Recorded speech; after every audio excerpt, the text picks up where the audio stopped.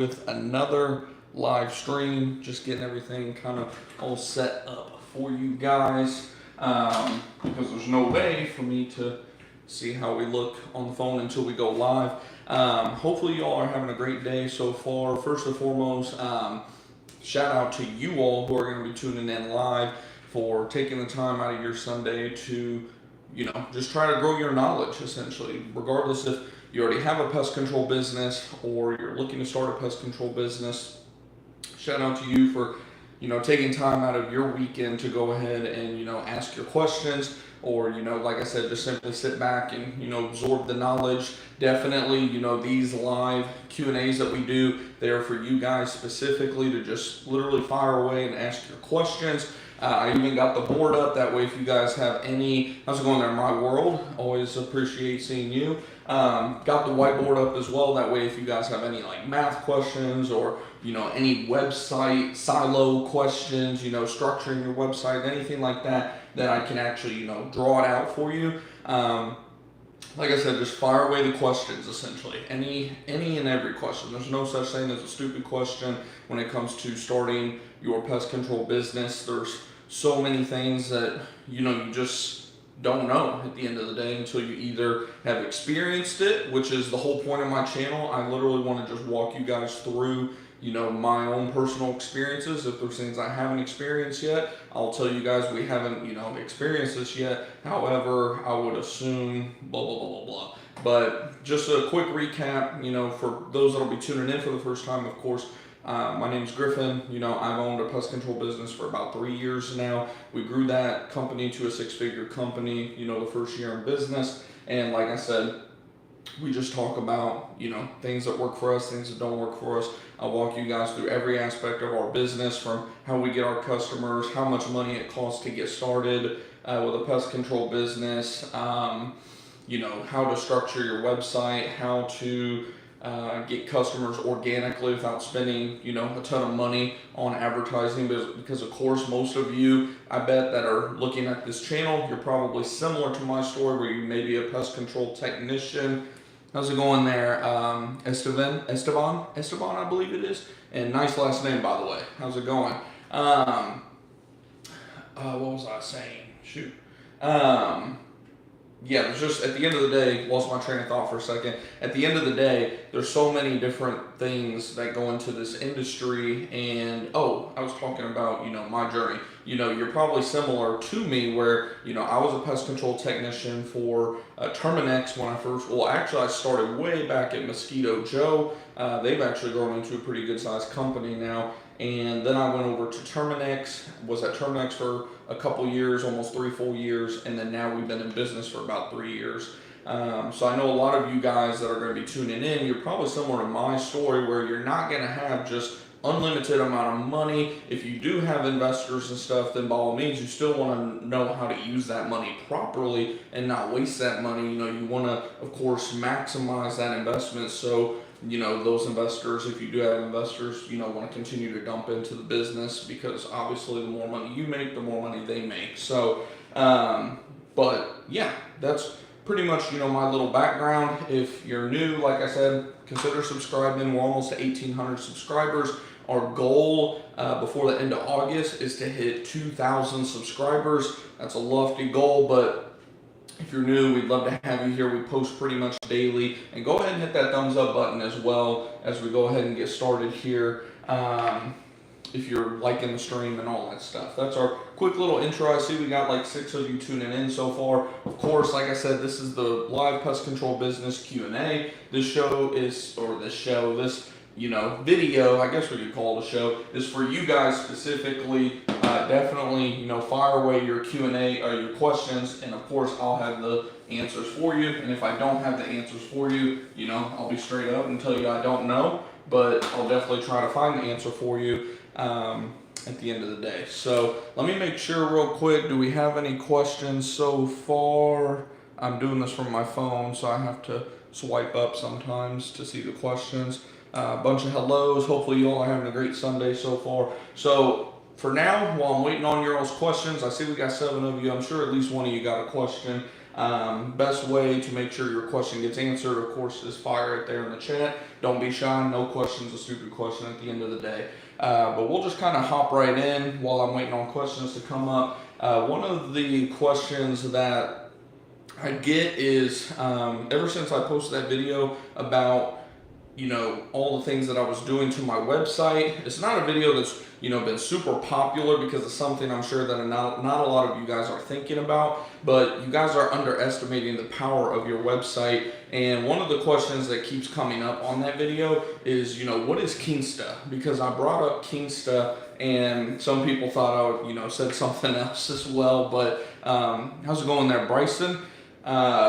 You've been asking some great questions too, but one of the questions that I got on that video recently was, what is Kingsta? Like, how is that different from like Gorilla Desk and this and that and the other? So Gorilla Desk, they were also hosting our website. Of course, we started out with their CRM, which if you don't know what a CRM is, that's just your, in layman terms, it's what organizes your customers, your leads, your schedule, all that type of stuff. You can do email marketing through it, all this type of stuff. We use them primarily for that, and then we were also using them for a separate service where they were actually, hosting our website. They made our website for us, all of that stuff. We still had to produce the content for the website, so anything like blogs, or if we wanted to optimize the pages for SEO, all of that stuff was on us specifically, and that was costing us, I'll just put a breakdown here. I'll just put GD for Gorilla Desk, and we'll put, website, because this is separate, like I said, from the CRM. The CRM is like $99 a month. It's definitely worth the price. But for the website, we had to pay, we were doing their website and Google local SEO, which of course you guys know I actually have a lot of background in that now. I've done a lot of trial and error research. I'm constantly looking at our search rankings and all that, always looking to improve that. But we were paying them early on to do it and to get set up. If you do just the website, if I recall, they can correct me if I'm wrong, their price may have even gone up, but that was like $749 plus tax to get set up. And then if you wanted to do their the Google local SEO, it was like $1,200. Oops. It was like $1,200, maybe even $1,249, something like that, but I'll just say $1,200. There's no sales tax or anything for them on that, but you'd be looking somewhere right around there. And then on top of that, going forward in terms of your monthly, so this was, the initial, the I-9 to get the website set up and all of that. And then going forward, it was $9.99 per month for this package, for the one that they were doing the website hosting, they were posting on our Google local stuff, on the little update section on your Google business profile, and they were pretty much just reusing the same ones every single week. It really wasn't the strongest point in all honesty, which is why we actually downgraded to this plan. And when we downgraded, we got rid of that, and that came out to just $250 per month. So for $250 a month, they were paying, or not paying, what they were doing for $250 a month was, and I see my light's kind of a little too bright there. Maybe that's a little bit better. $250 a month was getting, the basic website hosting and all of that good stuff. And I was just doing my research on it, and I was like, all they're doing is literally hosting. And again, I'm not bad-mouthing Gorilla Desk. I love their CRM and all that good stuff. And I love the website, the WordPress website that they actually created for us. In my opinion, if I was them, I would just, I get the idea, they would love to, to get the monthly recurring income and whatnot. But in my opinion, the best thing that they could do in terms of satisfying their customers would be just being a website creator, because they do make a pretty dang good website, good functioning website, good theme is what it's called on WordPress. You have themes that you can install on your WordPress, which is your actual, layout of your website. in my opinion, they should just sell the theme that they make. In all honesty, they could probably sell that theme alone for probably at least $1,500 to $3,000. But you know, it's working for them apparently. So I'm not, like I said, I'm not throwing any rocks their way. I still love them. I love their CRM. It's arguably the best CRM platform for pest control businesses. But from there, we hopped on Keensta, and this is where the questions came in from that video. Everyone was like, what is Keensta? Like, what does Keensta do? So when you're creating, you know, your website, if you're not using one of these dumbed down, you know, all-in-one platform where, you know, it's your website host, the theme, all of that stuff, you know, all in one package, which I usually don't suggest. I suggest knowing where your website host is in terms of the location of the server, because one, that's going to actually slightly boost, you know, your website speeds and all that, like response time. Because think about it, say your customer is, you know, for us, for example, primarily in the Dallas, Texas area, right? And they're going to be doing their searches on their phones from the Dallas, Texas area, right?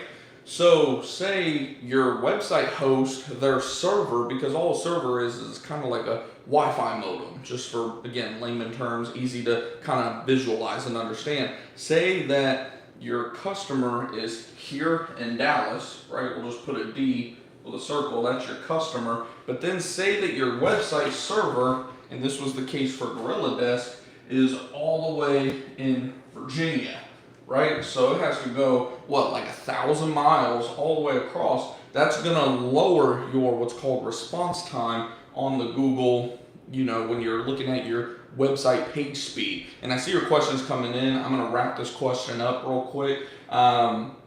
I just want you guys to understand this when setting up your website, because it really does matter in terms of your page rankings, in terms of, you know, your Google Analytics, Google Search Console, all of that stuff. You know, this is how you get your free customers, right? It's from your website, your Google Business Profile, etc.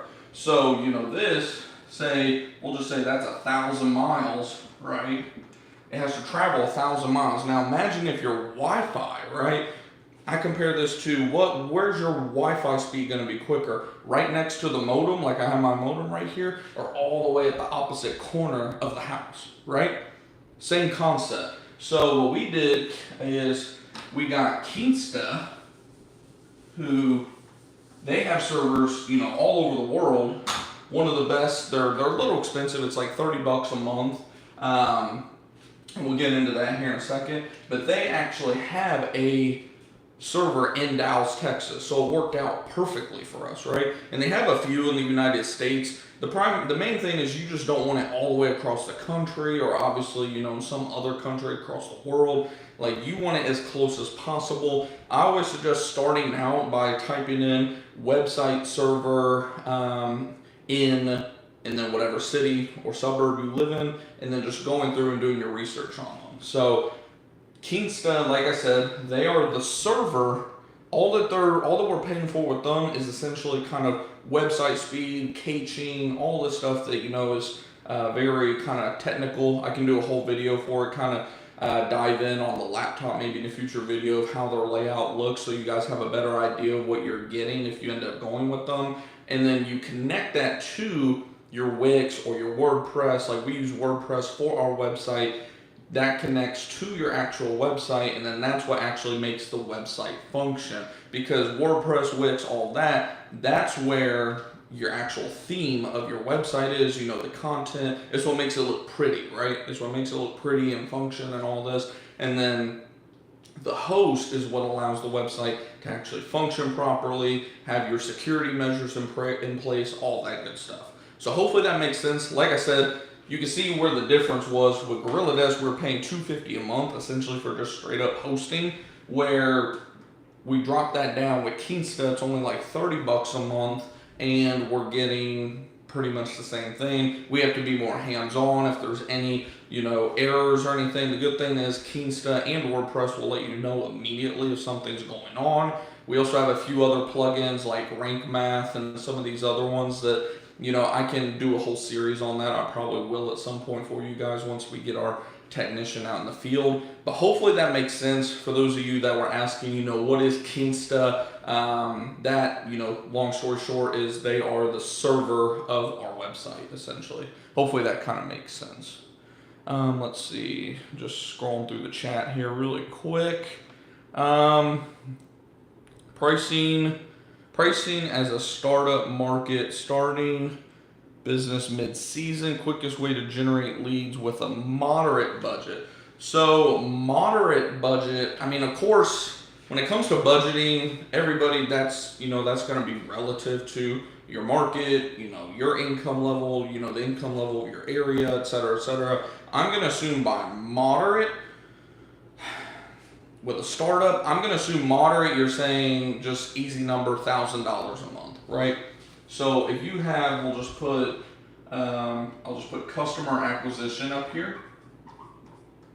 That way, everyone knows kind of what we're talking about whenever they're, seeing the video.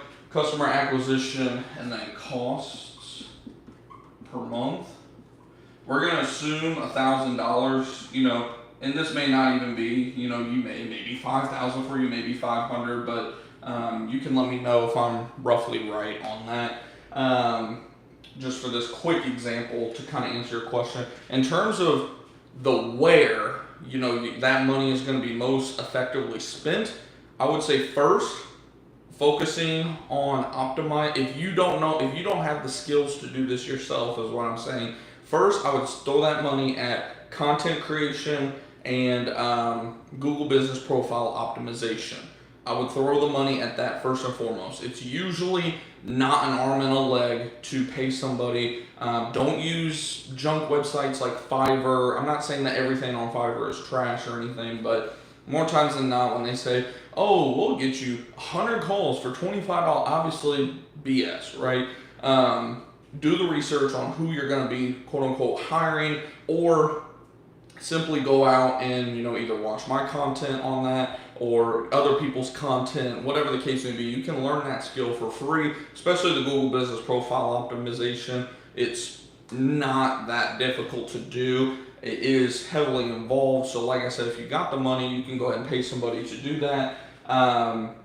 In terms of actual advertising, I would start with, and I'll just kind of list them off to the right here, from top to bottom. We'll say top 3. Oops. I'll just kind of list the top 3 early on. And I saw you said yes, so I'm assuming $1,000 a month is roughly what you're using. So first and foremost is going to be Google LSA.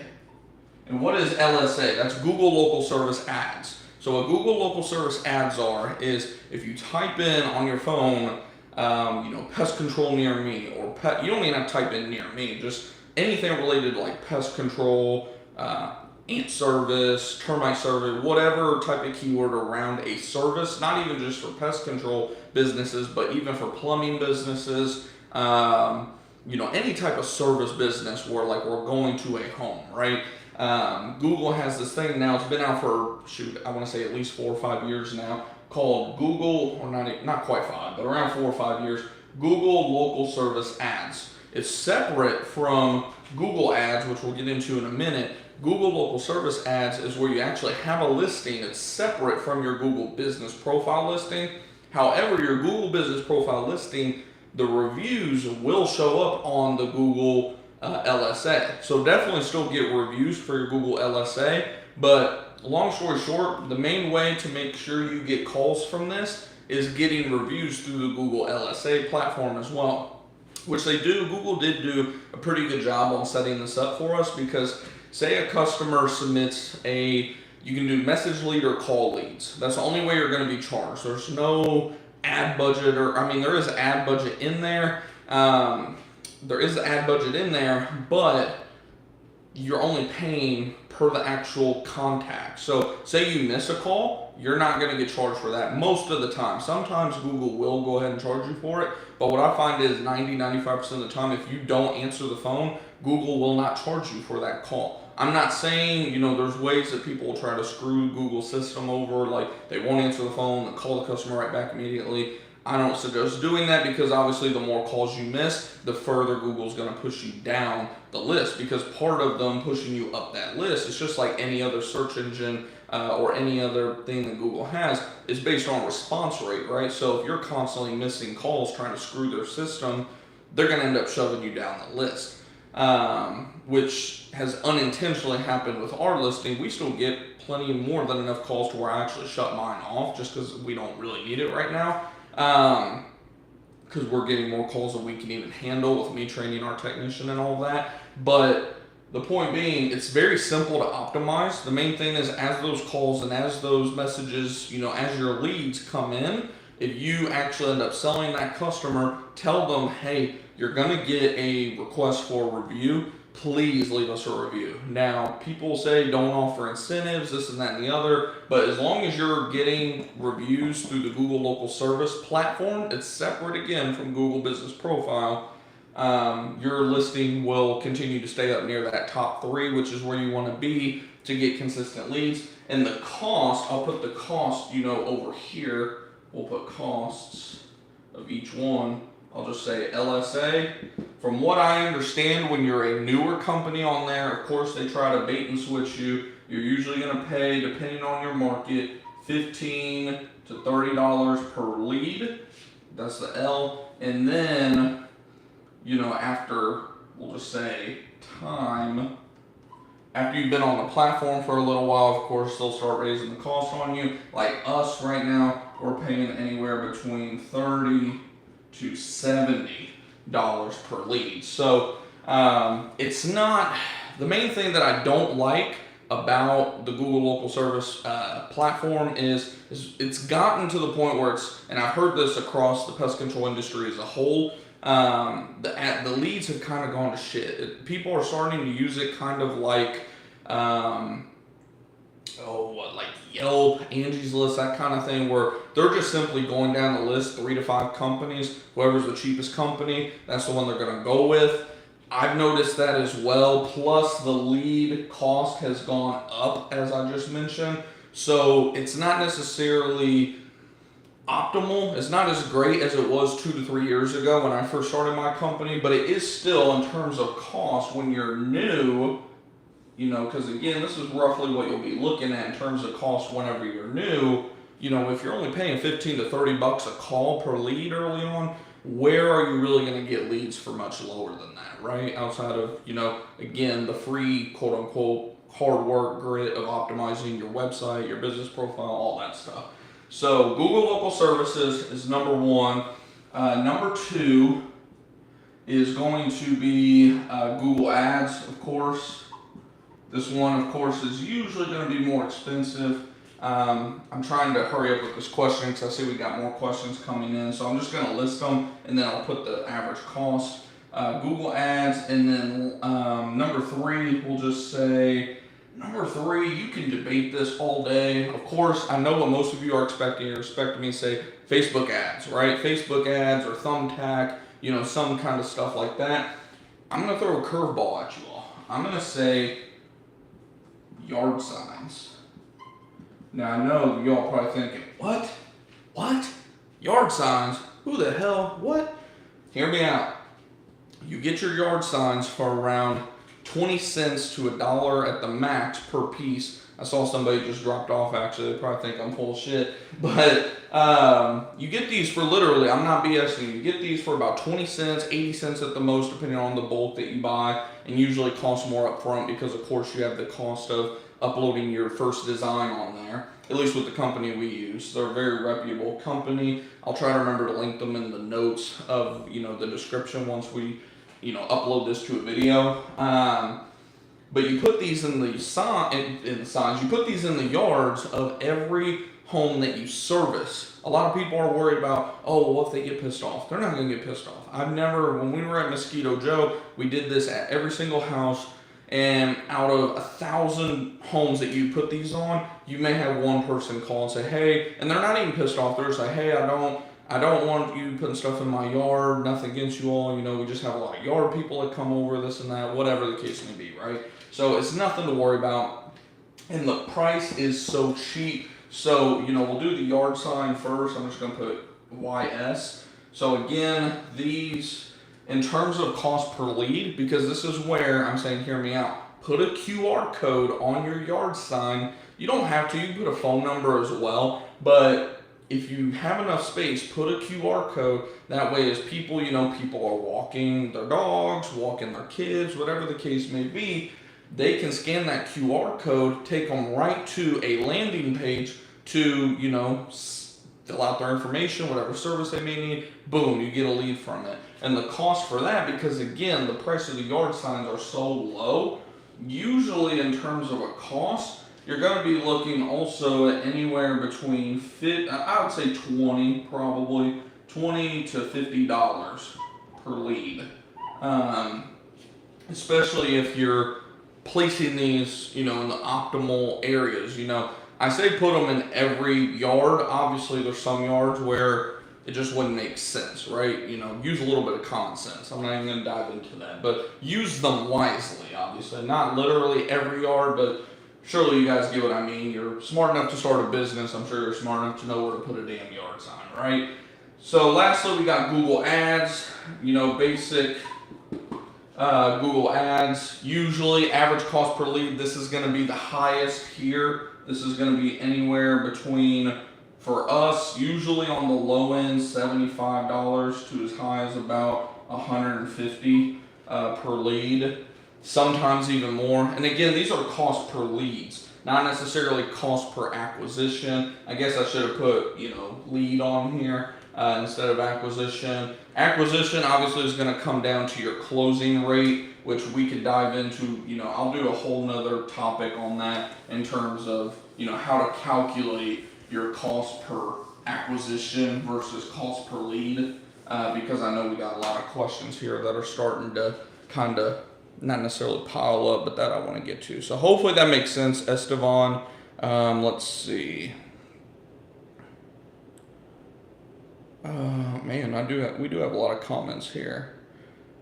So, do you recommend having bond insurance? Yeah, I have to have bond insurance licenses. Yeah, I have to have bond insurance licenses. And then Rat King said, what state are you in, Eric? We have to have it in Texas.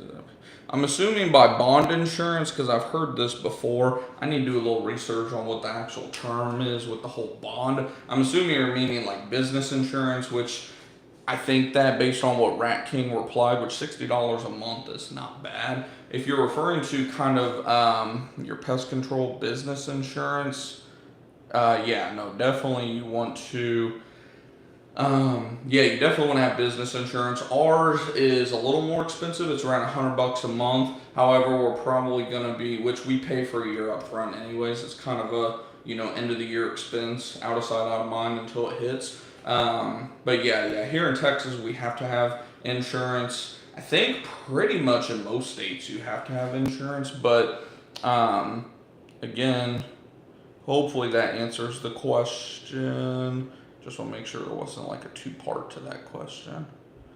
Recommend yeah. So yes, I would. Plus, it just covers your ass if nothing else. If you sign someone up on a quarterly service, will you just randomly show up to their house and spray even if they aren't home, or do you So we always send out a notification. This is one thing that again you can justify your price on. This is a selling point a lot of times. Because there are companies who they will just schedule you. They'll have you sign the service agreement that says we're coming out. For example, it's July right now, so July, October, January, April, and nothing about notifications or anything, which we don't even put that in the service agreement as well. We just see it as common courtesy more than anything, and that was something that I actually took away from my time at Terminex is they do a very good job at tracking all these different analytics and stuff when it comes to pre and post engagement versus customer overall satisfaction through like the NPS program and whatnot, which we could debate all day about is NPS good or not. I think overall the system is very flawed just in terms of how the score calculates itself. But yeah, no, I always tell my customers, because some people will even ask us too. They'll be like, "Am I going to get a notification every time you guys come out?" And I'm like, "Absolutely." We usually send a text message 1 to 2 days in advance. If your service is on a Monday, you'll either get a text on Friday or Sunday at the latest if we got kind of behind on things. Otherwise, yes, you're going to be getting a 1 to 3 day notice essentially. And people love that. People love, because obviously, and it helps us too, right? Because why would we want to risk, a dog being in the backyard, a gate being locked, gun, if you're out in the country, maybe a gun being pulled on you, why risk, stuff like that can easily be avoided, right? And that's where, using something like Gorilla Desk, they have a fairly cheap option in there where you can literally do the SMS right from the CRM on your laptop. I don't know so much about it on the phone. I haven't even activated it yet because we just do our pre and post text calls, whatever, from our cell phone directly. But I'm sure if we get big enough and we start having like an admin team or something, then, we'll switch to that. But yeah, usually we'll just, and plus, when you start getting technicians too, another thing I took from Terminix, it adds a little personal, relationship there. Whenever they have the technician's phone number, who anytime, we are going to provide cell phones for our technicians because, we want to separate their work and life at the end of the day. But when they have, their technician's phone number, the business cell phone number, and they know that, hey, I can just text John about my issue and he'll get back to me versus having to call the main office and this and that and the other, it adds a personalization to it that, a lot of companies just don't have. So it's definitely something that I highly suggest. So hopefully that answers your question there. Let's see.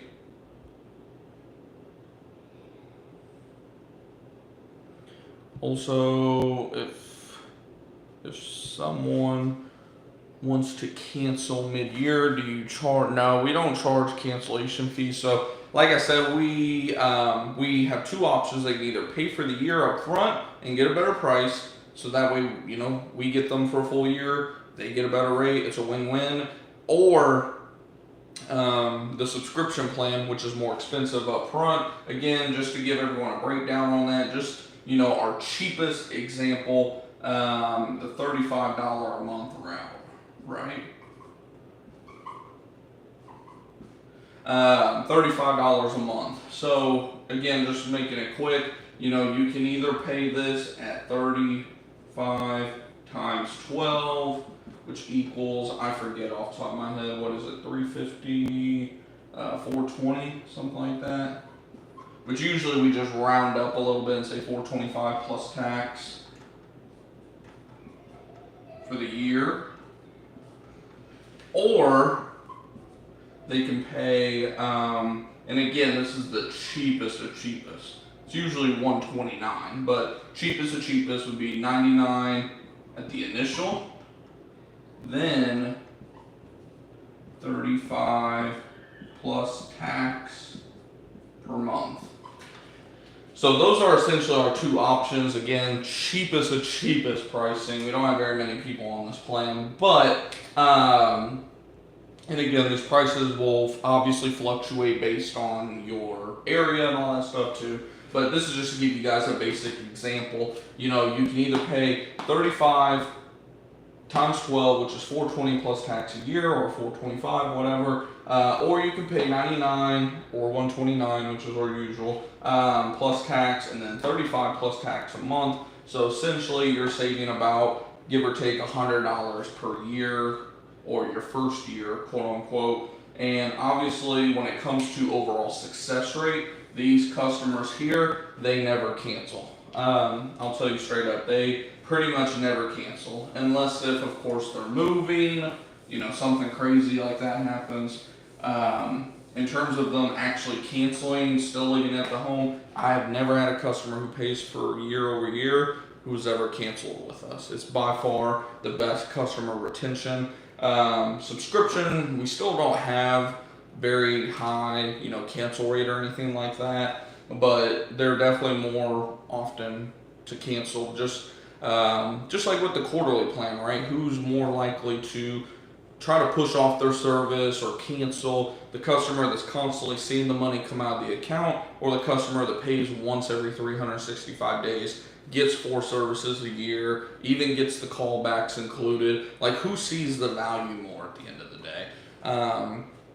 But no, we don't have a cancel rate. And if you all are wondering why I keep coming up to the phone, it's because these questions keep kind of going away, so I have to like scroll through them. I don't know why my daughter's freaking out in there. Let's see. What do you do to save a customer if they want to cancel? No, we never drop the price. We'll never drop the price. One thing that we'll do is we'll ask if they would rather just put a pause on it. Sorry about that if y'all can hear my 3-year-old having a tantrum over God knows what in there. We'll offer, hey, do you want to just put a pause on your account? We can pause it for up to 30 days or 60 days, or, this is up to your discretion. Obviously, if it's a customer that you like, you don't have a problem with them, they've been a really good customer, you can say, hey, we can put a 1-quarter pause if we need to. That gives you 90 days. We understand life happens, whatever the case may be. Or if it's a customer you don't really care about, obviously you could just let them go. Or you could say, hey, we can pause your account for 30 days if you wish. We can go ahead and not charge you this month if they're on the monthly plan. And then, like I said, this is where the yearly comes in. I don't know why I was pointing, I already erased it. This is where the yearly comes in hand, because obviously, they're not going to have that same issue. So hopefully that answers that. Do you have a receptionist? No, I do not. Do you take calls? Yes. So when it comes to that, this is why I'm actually, this is why we hired, actually. I'm glad you asked that, Esteban. I think that was who asked that question. This is why we hired our technician. I was finally getting to a point to where I've just been missing out on so many, because down here in Texas, I don't know about where you all live, but down here in the South or whatever, we believe in respect, right? It's a big thing. And I do not like the idea of being in someone's house or even being around someone's house, doing their service and answering the phone when someone calls or when someone texts or whatever the case may be. That's just me, my company. I've even told my technician, hey, when you get your phone, if a customer calls, texts, the customer that we are servicing, that customer has 100% of our attention. That is the customer that you treat that customer like they're the only customer on your route for the day. Like, I don't care if it takes a whole hour. I've had customers where I've been at them for almost 2 hours. Doesn't happen often, but it happens. So that's how we do it. And with that, the negative side of it is of course, I miss a lot of calls. And what ends up happening with that is, of course, if you don't answer the phone in today's society of just, instant gratification, you don't answer the phone, they're moving on to the next, company that will, right? Now, of course, during busy season, a lot of times you can gain that back by, hey, just because they can answer the phone first doesn't mean they're going to be able to come out first. So a lot of times what will happen is I'll call, and the soonest that a company was able to come out is like a week or two, and we're like, hey, we can come out in some cases same day, next day. They're like, oh yeah, let's go ahead and do that then. And then you get that back. But my whole point is I've done the math that we've missed out on, per month, probably at least $3,000 to $5,000 a month, if not more. That's just a rough estimate.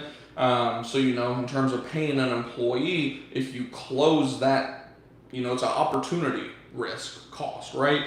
You pay an employee and then you close an additional $3,000 to $5,000 or more per month, and then not to mention the recurring revenue.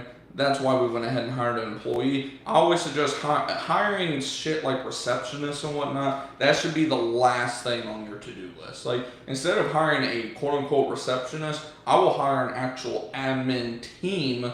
Now, obviously, that team will start as like one who, I guess you could call them a receptionist, but I won't. I'll call them, some kind of admin name. And we'll build an actual admin team, an actual in-house call center, so to speak. So hopefully that answers that question. Let's see.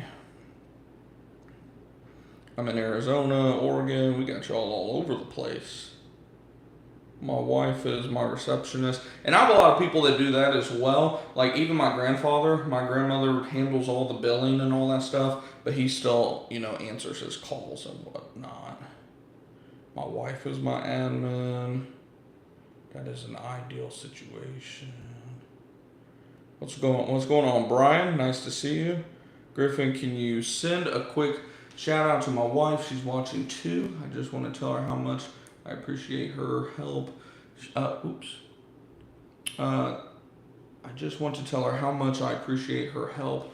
You're very lucky. Me and my wife were even talking about like her kind of handling the phone calls and me just continuing to be out in the field, which I'm assuming that's what you're doing in my world. It makes a world, and no pun intended, it makes a world of difference, to have someone who can be doing, answering the phone, doing, the quote unquote back end admin work of adding the customer's info into the system, getting, be it the payment or whatever, setting up the first service, that literally saves hours a day.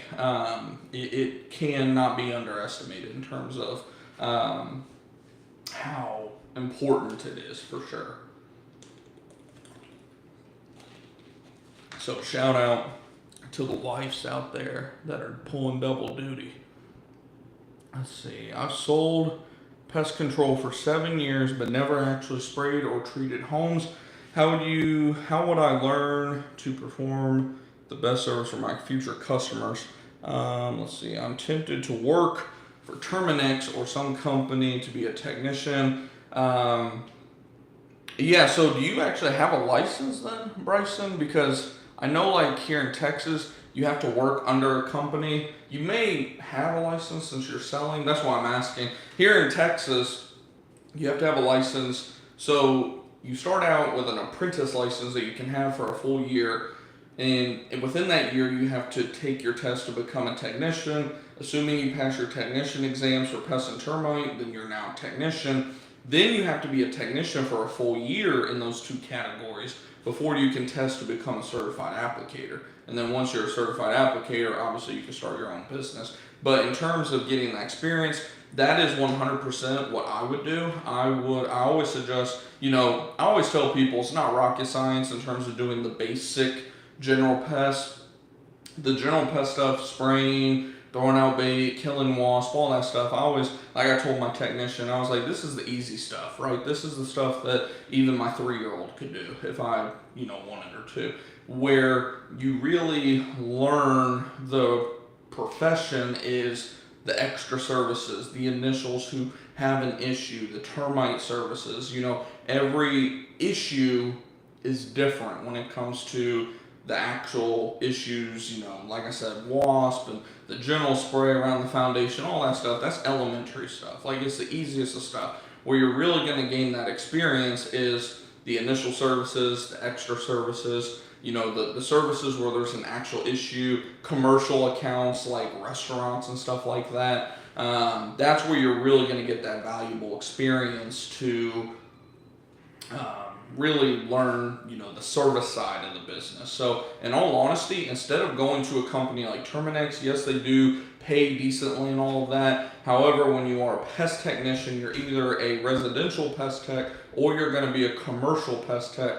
I would rather go work for a smaller company, not necessarily like me, like a one-man show or anything, though, who knows, you may work something out where you could even partner together. It's hard to say, but work for some kind of small to medium-sized company where you're going to be forced to be kind of more involved with all of the service aspect, right? You're not going to be doing just residential or just commercial or just termite or just exclusion. Like, you're going to be, that's what I was telling my tech is I was like, as you start to master each category of this business, you're going to get pay increases because obviously you're more valuable to me than you are right now where you don't know anything, right? I was like, once you become to the point on the pest control side that, I can essentially just let you go. You ask me a question here, there, whatever. The more hands-off I am on pest control, you're going to get a pay increase. And then once you start to learn termite, we get you certified in termite, all that stuff, and, you can do a bunch of termite. You're going to get another pay increase. Like, just it makes you more valuable. That's from the employee side. But as for you, how it relates to you is like I said, you become more well-rounded from the, actual nitty-gritty service aspect of the business. And in turn, your employees and your customers will respect you for your knowledge. And from the employee aspect, they're going to know that, hey, he's not asking me to do anything that he's not going to do. When you're sitting there training your employee in the future, and you're like, man, I remember we had this one, a lot of you have crawl spaces, right? So you're telling them, man, I remember I had this one shitty crawl space where I literally got stuck, right? I always run into pest techs who seem to have that issue for some reason. Maybe y'all need to lose a little bit of weight. I know I do.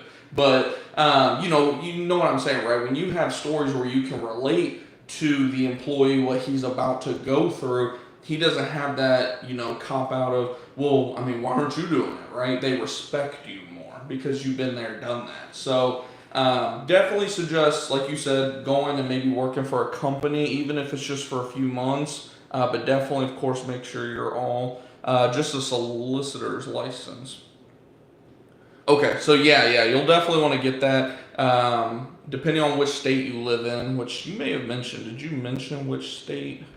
I don't remember if you mentioned. I'm trying to scroll up here to see if you mentioned. You're in Oregon. So I do not know Oregon's. I would go to the Oregon Department of Agriculture's website, and they'll usually have all the information there. And if it's hard to find, because I know the TDA website can sometimes be hard to navigate. If you have trouble finding the information from your Department of Agriculture on that, just call them up Monday or whenever you have time available. Just call them up and say, hey, I'm looking to start, a pest control company. I have experience, but, I'm not licensed. What are the rules? Like, what do I need to do to become certified to be able to do this legally? I want to make sure, because they appreciate when people are looking to go above and beyond to make sure they're not breaking the law, right? Bureaucrats love that stuff, right? So they're usually nice people and willing to work with you for sure. Let's see. Do you know a solo guy? Oops, moving the phone a little bit. Yeah, that's kind of what I was referring to too there, Rat King. Let's see.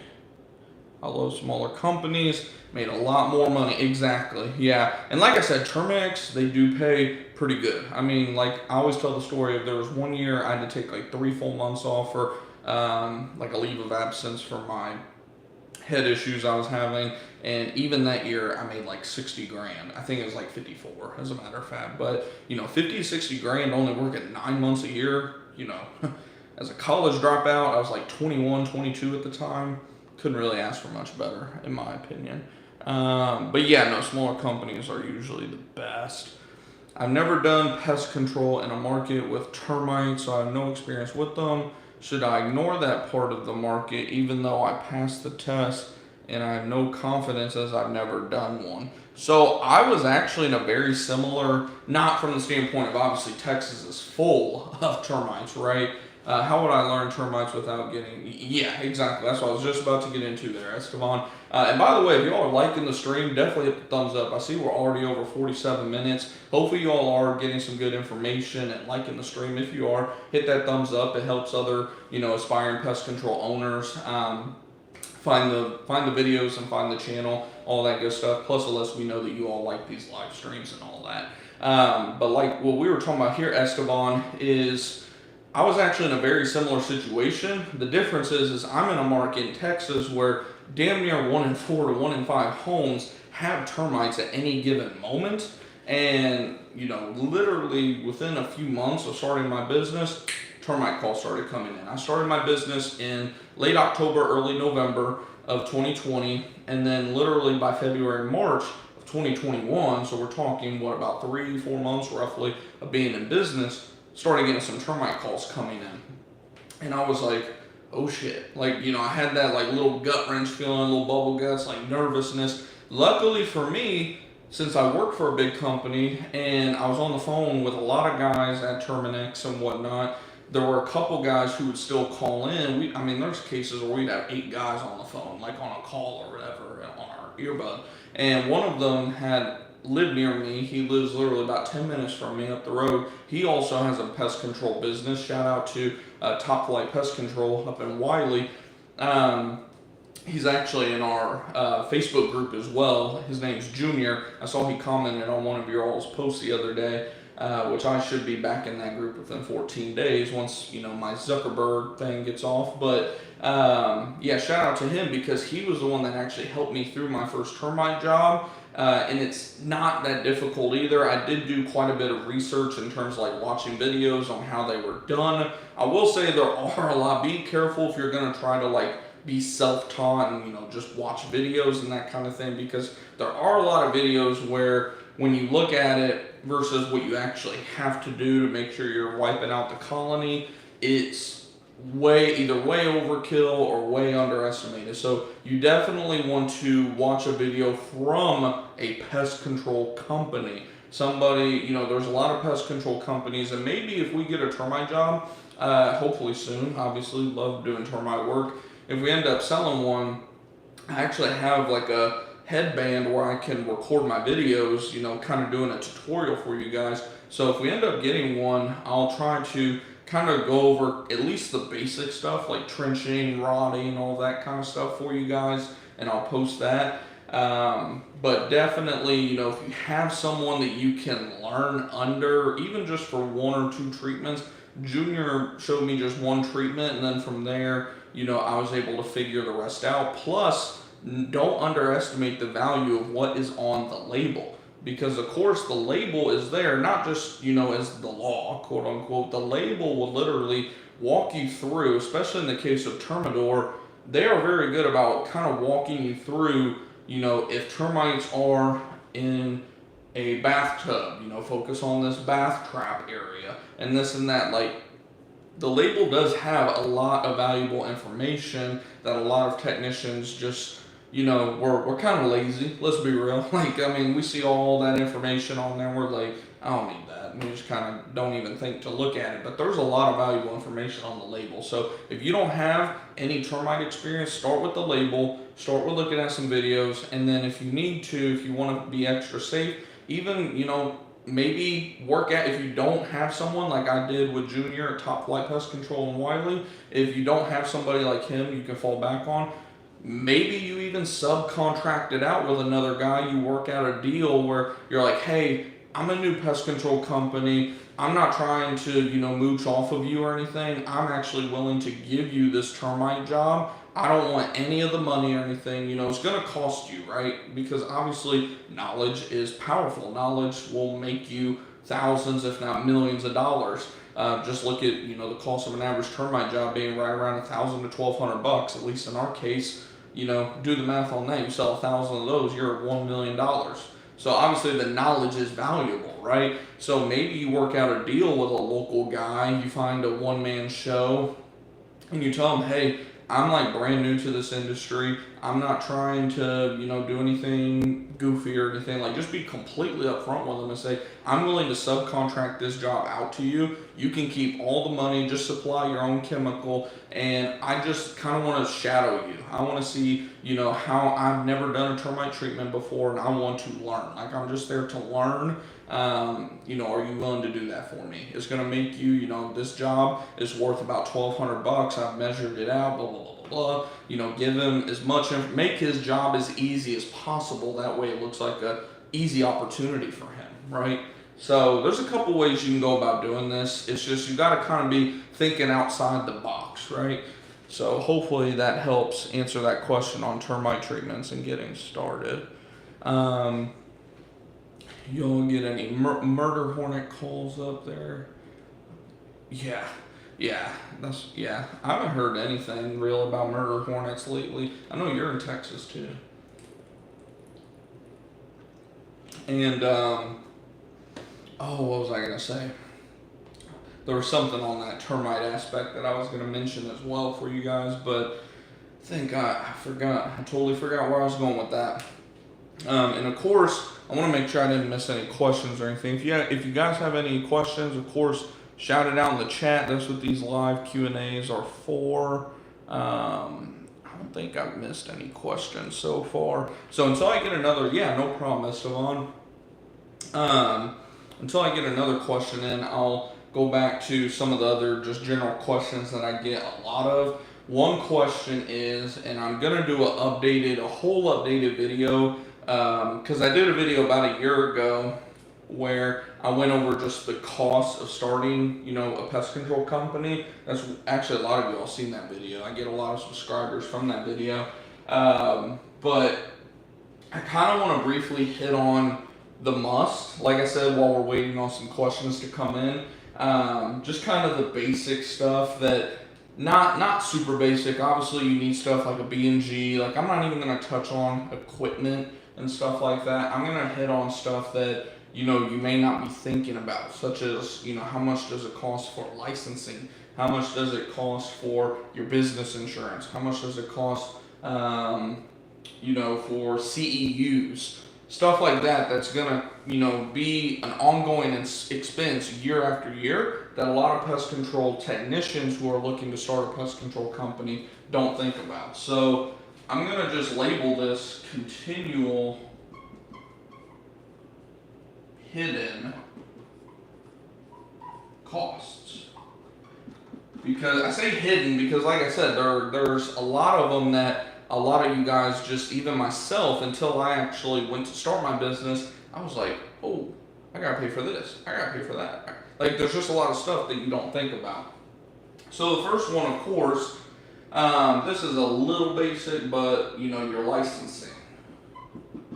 So of course, you're gonna have your basic certified applicator license, right? That's pretty standard. But then you're gonna have your business license as well. So there's two separate costs there. The cost for the two of them for a one-man show here in Texas, if I recall, was about $425. Now this is every November for me, so it's been damn near like 8 months since I've had to pay this, but I believe it's somewhere right around $425 per year for the licensing aspect. And then on top of that, you have, depending on your state, because every state is different. I know I've had comments from you guys on this. Down here in Texas, we have to pay sales tax on our services. Now, tip, if you have to pay sales tax on your pest control services in your area, dive into that law, because yes, here in Texas, we do have to pay sales tax on pest control services, anything that does with putting down chemical, but rodent exclusion services, sealing up a home, does not apply to that. That is a totally separate thing. It's more of like the construction, how it's classified. It is not part of pest control services. So we do not have to pay the sales tax on that. But for us, when we do $10,000 a month, we'll just use that as an easy number. If you do $10,000 a month in general pest control sales, you're gonna pay, depending on your county and everything, you're gonna pay about $825 a month in sales tax. So obviously you want to set up your system to where you're charging customers for sales tax. However, with credit card processing, you're gonna be eating, give or take, about $100 or so per month because of the credit card processing. So out of this $825, you're probably only paying, let's see, what is 3% of $825? What would that be? 3 times 8, what is that, 24? So not even that. I mean, it's about, we'll say 30 a month, just to be liberal about it. So again, not a huge cost, but again, it's still a cost at the end of the day. And again, this is going to vary state by state, so I'll put a little asterisk there, a little ugly one. Next thing, of course, is going to be your actual income tax. And this is where, I did the video a little bit ago about things I wish I knew when I started a pest control business, where we dove into why you need to hire a great accountant. Because if I had done my taxes this past year on my own, I would have paid probably, give or take, $12,000 to $15,000 this year. You know what I ended up paying? Come here, let me tell you. I paid about $1,500. So I saved like 10 grand plus. Yes, I had to pay the accountant. It was like $3,200. But look, I paid $3,200 to save at least 10. So I'm coming out a minimum about 7 grand on top. So, again, if you haven't seen that video, go back and watch it. Another video I'll try to mention in the show notes after the video goes, live, from live to video. But income tax, if you're doing $10,000 a month, this is not tax advice either right here. This is just, just so you have an idea. If you're going to be trying to half-ass your taxes, DIY your taxes, you can expect to spend, 10 grand a month, that's 120 grand a year. You can expect, we're going to assume minimum tax deductions. You could expect probably, we'll just say $12,000. And it's probably more than that. And again, this is if you DIY the taxes. If you're smart and you hire an accountant, which by the way is another write-off, you can get this a lot lower. But again, not tax advice. I'm just trying to, let you all know, I'm going to be real with you all. So again, that's $1,000 a month. What else we got?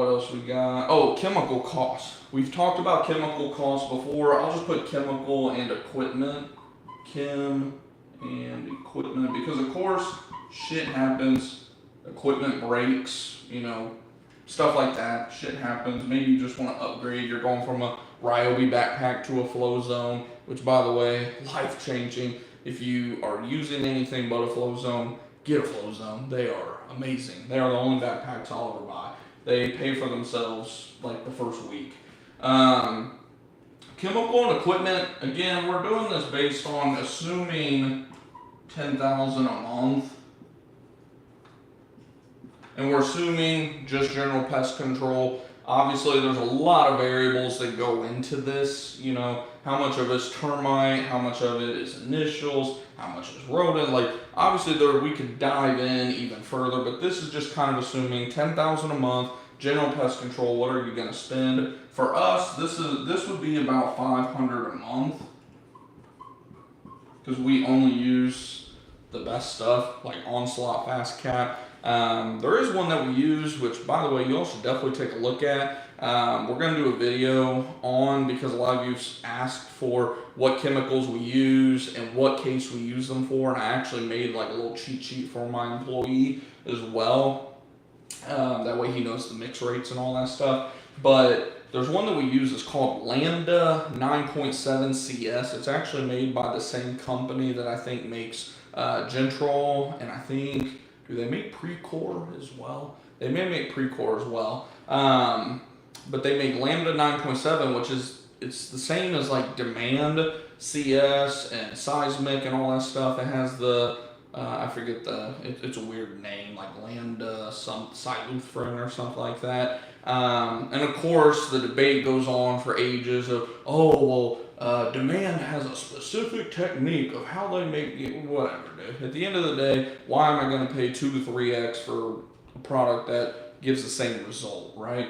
But it saves a ton. It's about $80 a quart, roughly, depending on how much you buy and where you get it from, versus, Demand CS is, last I checked, like, 100 and, man, I don't even remember. It's been so long since I bought Demand CS. I know it's well over 100. It's either 120 or 180, something like that. So, you could save a lot of money, right? But $500 a month is what you can expect.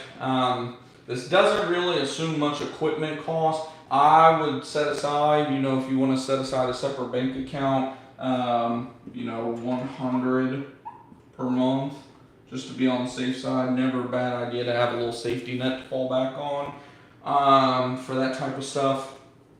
I'm trying to think. Insurance, duh. Which I think one of you all were asking about this earlier. So of course you're going to have your auto insurance. We talked about that in a previous video. Auto insurance for commercial is slightly higher regardless of what you go with. Our auto, I'll even put auto right here.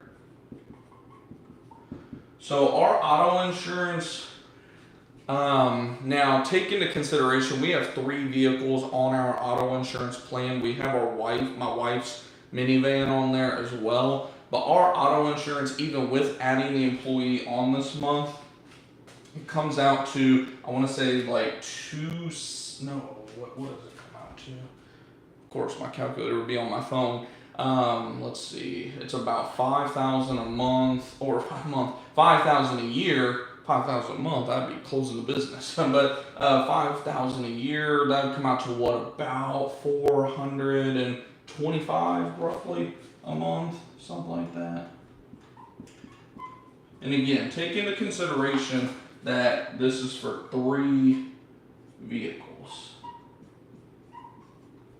So that's for 3 vehicles. So it's really not that bad. Obviously, the more vehicles you have, the more savings, quote unquote, you'll have. And then for business, right now, we're paying about $1,200 a year. Because again, we pay it all up front. It's usually cheapest to do that. No interest, anything like that, of course. $1,200 a year for general business insurance. And that's for good business insurance through Lipka. Lipka is one of the biggest national pest control, business insurance providers. I believe they're out of Louisiana, if I recall. I know there's a couple other ones out there. I think Markle is another one that's really starting to kind of get their name going. They're a little bit more expensive from what I recall. They reached out to us last year and their quote was ridiculous. It was like $1,500 to $1,800 a year. So, $300 to $600 a year more. But let's see, do we have any other questions or anything? I see we're starting to lose some of you all. For general pest control, how many different pest control chemicals do you roughly need? 5, 10, 20? Rat King says, I have about 8, but when I started... Yeah, so let's dive into that real quick. So hopefully, if you all need to take a screenshot of this, these are kind of hidden costs that people don't really talk about a lot until they've actually been in business and they realize the shit adds up. Hey, who do you all use so we can save some money together? But go ahead if you all want to take a screenshot of that. This is, again, based on $10,000 a month for a pest control company. So hopefully that helps you all from the general cost standpoint. And again, that is by no means all of your costs. Those were specifically hidden costs that we went over. Let's see. So he was asking, what was this question? Sorry about the camera shaking. Oh yeah, how many chemicals? Oh my gosh, that's a good question. So like Rat King said, you can easily get away with probably using 4 or 5 early on. Our main ones, just to kind of give you an idea, I'll just put chemicals we use. Chemicals we use, I'll put on here, weekly at the minimum, on a weekly basis, because weekly, that's often enough to where you probably want to keep it on your truck, right? So I'll start with the ones we use the most. Lambda 9.7 CS, followed by Onslaught, Fast Cap, and again, apologies for my chicken scratch handwriting. It's even harder. Oh, just dropped the pen. It's even harder with these giant markers. Onslaught Fast Cap, Temperate FX, which really, we do use this weekly. I'll put an asterisk by it because it's not really necessary, but it's one that we do use pretty often. We use a lot of Taurus, or also Termidor, not HE. It's illegal to use HE for general pests. Termidor SC. Let's see. Now these are our, spray. Oops. Wrong side of the board, because y'all can't see that. These are our, I'll just say sprays. on the exterior. So these are what we use on the exterior primarily. We also have Alpine WSG, which is great for the inside. I'll even put inside here.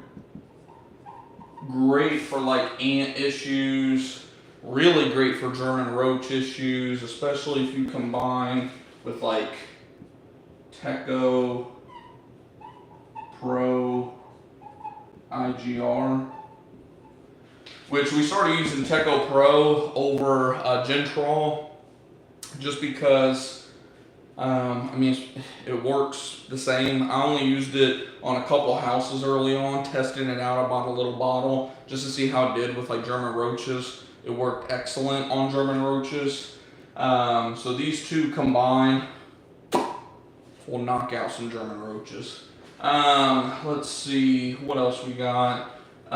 Speaking of German roaches, was it Advion cockroach? Advion cockroach bait, which leads me to Advion ant gel. And there's also, speaking of Advion ant gel, there is, who makes it? I think Max Force, if I recall. Max Force Carpenter ant. I'll just put Carpenter ant. Because they make a Carpenter ant gel as well. That works really good for Carpenter ants specifically. And then what else we got? And again, these are the ones we use the most. And then of course on our exterior as well, we use Niban or Entice. Pretty much anything with a boric acid. You know, it's a granular bait. Pro tip, we don't even use spreaders unless if, you know, it really needs to be spread. We'll use the Puffy D duster. You take the tip off of it there, it unscrews.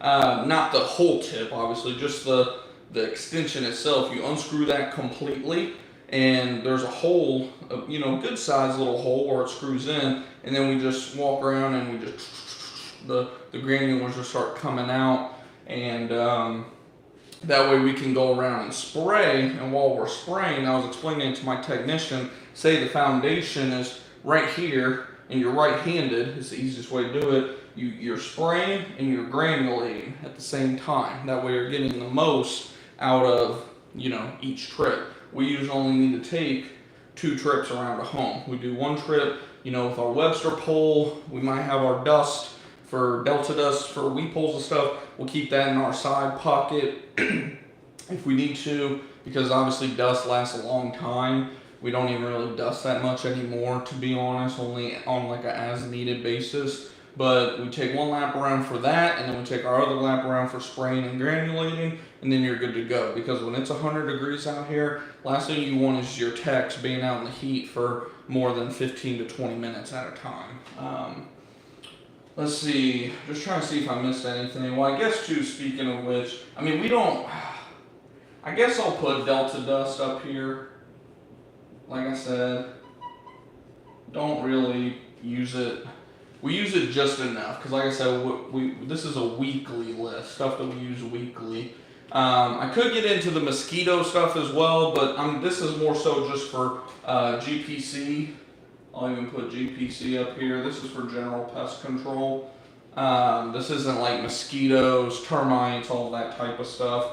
This is kind of our go-to list for, you know, general pest control. So the Lambda, Onslaught, those two, you know, would be used. Even Delta dust. These would be used for like spider issues. Homes that we noticed had a lot of spiders. Customers mentioning spiders, that kind of thing. Temperate, Taurus, Alpine WSG.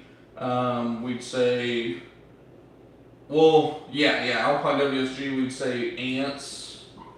And then, of course, you know, like we mentioned, Alpine WSG, and even temperate, roaches. You know, I would say that Taurus and Termidor works on roaches, but I don't want to self-incriminate myself, of course. If you know enough about Taurus and Termidor HE, you know what I'm saying. But yeah, Alpine WSG and Temperate, they obviously work good on roaches. And then Niban is just a good everything, you know, ants, roaches, crickets, you know, all this type of general stuff. And then of course the baits are self-explanatory. That's pretty much the layout of what we use for, you know, our general pest control side of things. The most expensive is going to be probably your Temperate and Onslaught. Fast Cap, those are usually going to be your most expensive. Obviously Termidor SC is pretty expensive, which is why a lot of time we'll just stick with Taurus. Alpine WSG, anything I'm underlining, by the way, is going to be kind of quote-unquote expensive. Alpine WSG is expensive, but it lasts a very long time. I'll say we'll buy the biggest bottle of the Alpine WSG, which I suggest because it comes with like a measuring cup and everything. You only need to use usually 10 to 20 grams for an average home. If you're doing a German cockroach clean out, probably 30 grams per gallon. And we only use that inside as well. Like I was mentioning, the roach and the roach and ant gel baits, they're expensive, but if you use them wisely, they're not expensive. Like they're $28 or so roughly plus tax. I think the carpenter ant bait might be a little bit more. The carpenter ant gel bait might be a little bit more. And what sucks is it only comes with like one. It's just like one little box, one little individual one. But just to put in perspective, I've had the same bottle for about 2 years now, I want to say. It was like 2020, yeah, about 2 years since I've bought this last. Because I use that very, very selectively. Avion Ant Gel will knock out, I would say, about 80 to 90% of any ant issues that we have in customers' homes. Occasionally, for a pain in the ass carpenter ant job, that Max Force will finish knocking them out. Speaking of which, I'm not even going to put that on here. For those of you that are paying attention right now, they also have a carpenter ant granular bait. I forget who makes it. I want to say it's like Advanced Carpenter Ant Granular Bait, something like that. Comes in, it almost looks like the Alticid. If you know anything about Alticid, it comes in like a little bottle type of thing with a lid that can either be poured out or, you know, spread. I love those caps too, by the way, because you can pour it out to spread it, or you can open the other half and just kind of shake it, essentially. That works that one works very good. I would definitely suggest getting that on your truck as well. But definitely, you know, take a screenshot of this if you want a good idea. Let's number them off. 1, 2, 3, 4, 5, 6, 7, 8, 9, 10. Yeah, so about 10 to a dozen. And again, this is general pest control. If we start getting into like mosquito, there's a couple more. Like, of course, your mosquito buckets. If you're using N2 Care, there's N2 Mix for that. There's also NGK also makes a pretty good mosquito treatment as well. I'm not done yet. Close the door. Thank you. Thank you. She's not used to me doing these long streams. Let's see. Yeah, NGK also makes a good mosquito treatment as well. Or not treatment, a good mosquito concentrate. I forget the name of it off the top of my head. Oh, One Guard. That's one for like mosquitoes. It is very expensive as well. There's also one called Proflex. It's like the quote-unquote knockoff generic one, but it actually costs more, oddly enough. So I get One Guard for that. But yeah, go ahead and take a screenshot of that for sure. And if this is helping you all at all, definitely hit that thumbs up button. Let me know you guys appreciate, or not appreciate, but if you like when I go over like chemical related stuff or anything, hit that thumbs up, let me know. And let me see if we got any other, I'm sure we have some comments or questions about this. Let's see. Opinion on targeted mailers. I'm assuming you mean like where USPS like sends them out or whatever. I haven't done them yet. I've been thinking about doing it maybe next spring or maybe in the fall whenever we know rodent season's coming up, sending some out. But I have not experimented with those yet. When someone asks, are your products safe for my kids and pets? I tell them kind of not bluntly, but I tell them, well, assuming that I know what I'm doing and I'm giving you the proper precautions on how to, handle everything, and I'm not mixing my stuff at an illegal high rate or anything like that, yes, these products are absolutely safe. I give my customers the same rundown for every service, like if they have pets or crawling toddlers or infants, I guess, infant, toddler, whatever you want to call them. I always tell them the same rundown. Like, say I just got done with a service, right? I'll tell them, all right, just got everything done. The time right now is 1:30. Your pets will be fine to go back. Your pets and little ones will be fine to go back out here around 2:30 at the latest. If you have any questions or anything, just let me know. But yeah. Other than that, it's all safe and good to go. This is where I hate using things like Delta Dust, because I have heard, not from my customers, but just across the industry, that sometimes pets will be allergic to Delta Dust. And if I heard right as well, I was hearing a rumor that the EPA was going to be reclassifying, oh wow, I just had a total brain fart, like the word or whatever for, oh my gosh, like hazard, danger, all that. I just totally blanked. Shows I need to go over some of my information too. But I heard they were gonna reclassify it essentially. That was just a rumor I heard. I don't know if they ended up doing it or not. But that's just another reason that we are very selective with using Delta Dust. Some companies, even Terminix, I know, they want it done routinely, like every service.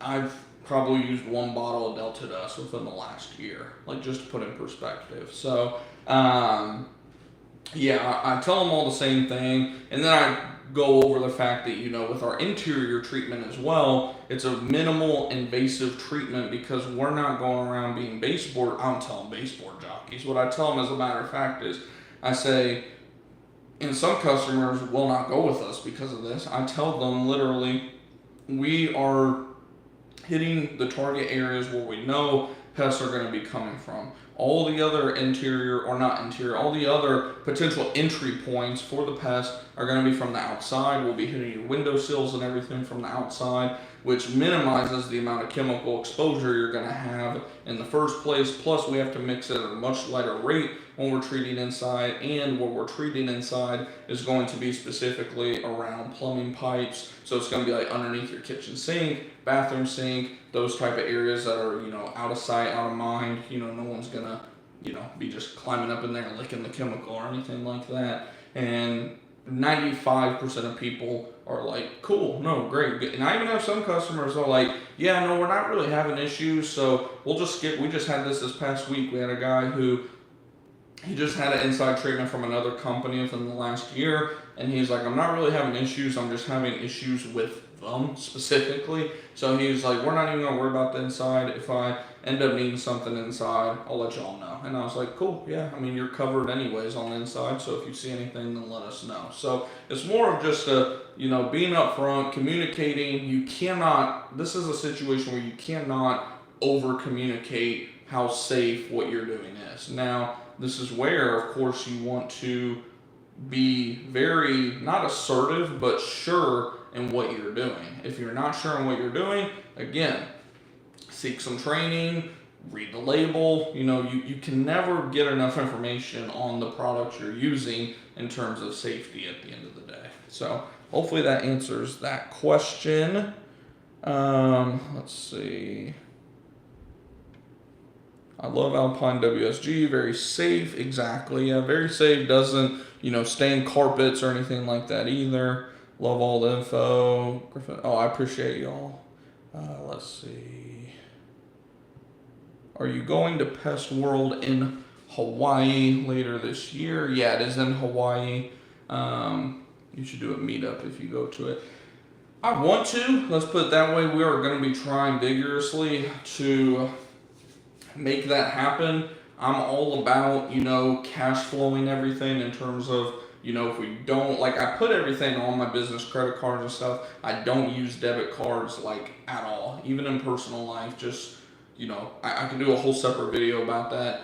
You have to be very disciplined in tracking everything almost like a checkbook, right? You need to make sure everything's matching up on your budget and everything and getting paid. That way you're not paying interest on anything. Plus, we always keep a new 0% interest card around, just as like a emergency fund. But point being, if we can't cash flow it, then we're not going to go. The good thing is the early bird sale lasts all the way up to like the first week or so of September. In terms of the deals, because like we're part of, we're not, we're part of NPMA, but in Texas it's called like the TPMA or something like that, like the Texas Pest Management Association, because like sometimes states will have their own little like branch, I guess, entity of the NPMA, and they have a bunch of like early bird sales for like the hotels and this and that. So we do have time at least to kind of, see how things unfold over the next, 2 months roughly.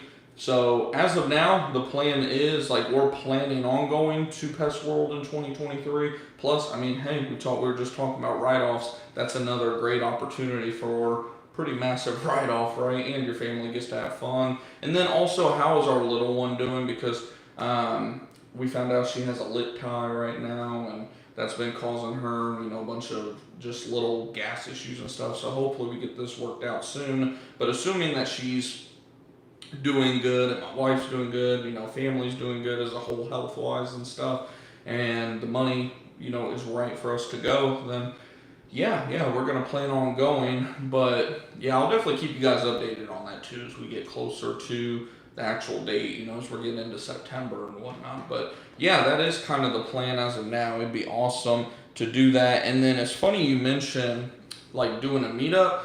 I was actually thinking and doing number crunching and stuff. Because you guys know I was talking about I want to hit 2,000 subscribers by the end of August. If we do end up hitting 2,000 subscribers or so by the end of August, I'll probably start looking to put together some kind of, kind of like my own event that I'm hosting for pest control professionals, pest control business owners, whatever the case may be. Some kind of, put together some kind of keynote maybe or something. You guys know what I'm saying. Some kind of like conference essentially that we can put together, which would also be a write-off opportunity for those of you that, have a business, or you have, your LLC or sole proprietorship, your official business, right? You can write off that expense because you're, investing in your education, which I was actually going to do another video about for you guys as well. But yeah, hopefully you guys did get this screenshot. Yeah, do it. I'm there's definitely a lot of you guys that are showing interest in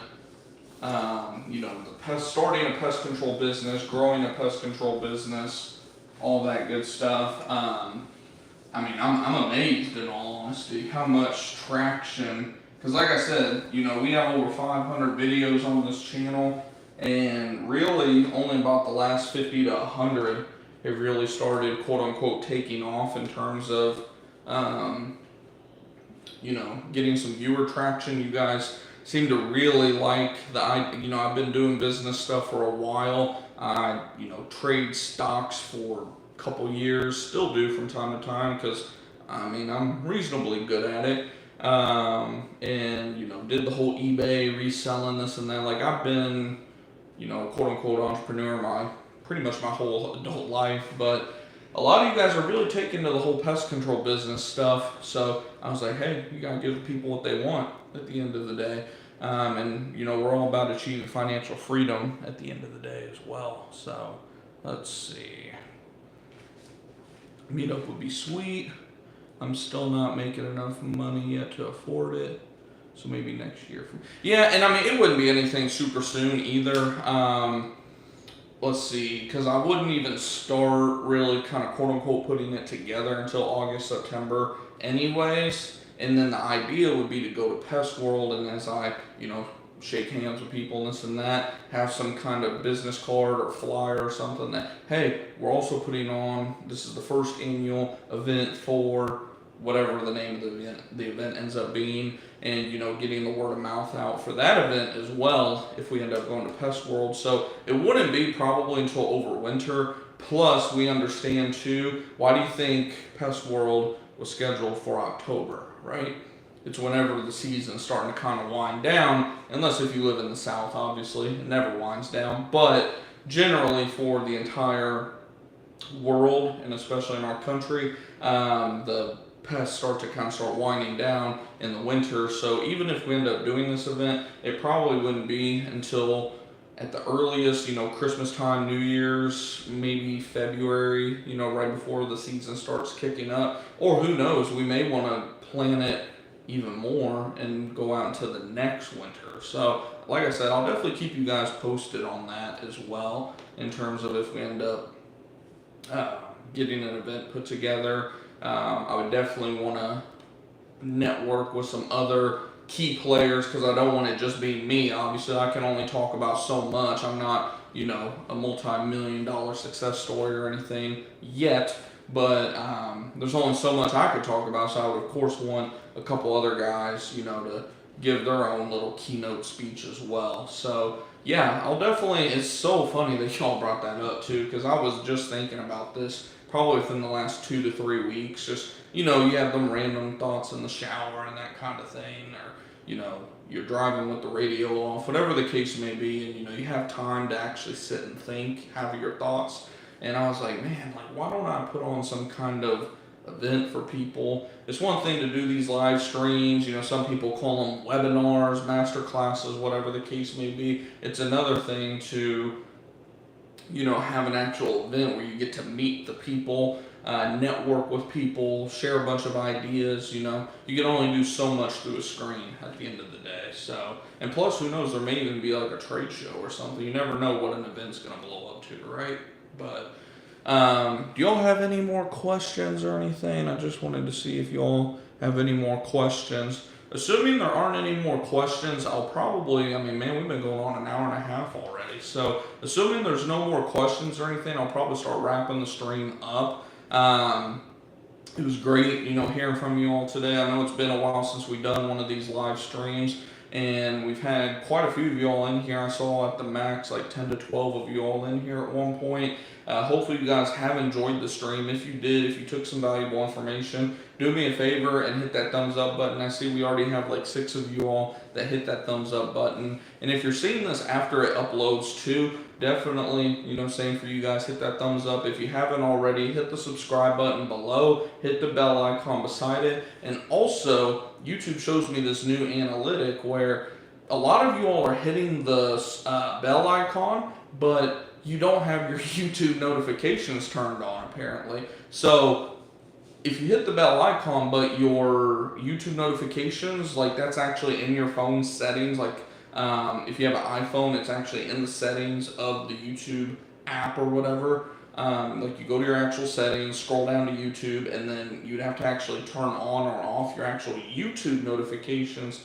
It shows that literally 500 to 600 of you have the bell icon turned on, but only about 300, I think it said 276 of you as of this morning have it turned on with YouTube notifications turned on, which means over half of you want to be notified, but you don't have your YouTube notifications turned on, which I know how it is. A lot of times I'll go through and I'll just shut all notifications off or whatever the case may be. But if you want to see those, just make sure that you do have your notifications on and all that. And then, like we said, of course, subscribe, hit the bell icon, all that good stuff. And if you see this or you have a question after it uploads to a video, shout it out in the comments below. Being that this is a long stream, it'll probably take it about an hour or so for it to actually upload and post to YouTube. But like I said, if you see it after it goes live and you have any questions, as always, just shout it out in the comments, or you can join our totally free Facebook group or Discord group chat down in the description box below as well. We have almost 60 members in the Facebook group now, and we have something like 250 of us in the Discord group as well. So awesome communities to plug into to ask questions and network with like-minded people. And we will see you in the next video. Take it easy, everybody.